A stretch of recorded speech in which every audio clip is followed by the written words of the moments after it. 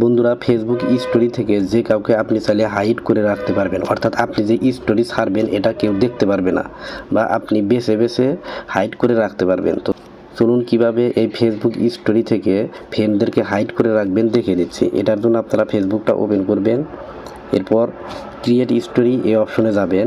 যাওয়ার পর আপনি যে স্টোরি অর্থাৎ পিকচারটা নেবেন সেই পিকচারটা সিলেক্ট করবেন। তো আমি এখান থেকে সিলেক্ট করলাম এক্সাম্পল হিসাবে। তো সিলেক্ট করার পর আপনি এখান থেকে ফ্রেন্ডস নামের একটি অপশন দেখতে পাচ্ছেন, এই অপশনে ক্লিক করবেন। এরপর দেখতে পাচ্ছেন হাইড স্টোরি ফ্রম, এই অপশনের মধ্যে ক্লিক করে দিবেন। তারপর এখান থেকে আপনি যাকে যাকে হাইড করবেন তার আইডিটা এভাবে টিক মার্ক দিয়ে দিবেন। তো আমি দেখেন এভাবে টিক মার্ক। তো আপনি চাইলে সবগুলোকেই হাইড করে রাখতে পারেন, সবগুলো এভাবে টিক মার্ক দিবেন। দেওয়ার পর এখান থেকে ব্যাক বাটনে ক্লিক করে দিবেন।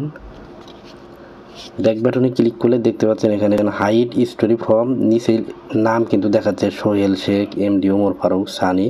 তো এভাবে 10 জনকে আপনি হাইড করছেন, 10 জন কিন্তু লেখা রয়েছে। তো এরপর আবারও আপনারা এখান থেকে ব্যাক বাটনে ক্লিক করে দিবেন। ক্লিক করার পর এখন যদি আপনি শেয়ার করেন, তো শেয়ার করলে কিন্তু ওই যে 10 জনের মতো আপনি হাইড করে দিয়েছেন, ওই 10 জন কিন্তু আর আপনার এই স্টোরিটা দেখতে পারবে না। বন্ধুরা, এই চ্যানেলটিতে মোবাইল সম্পর্কিত নিয়মিত ভিডিও আপলোড করে থাকি।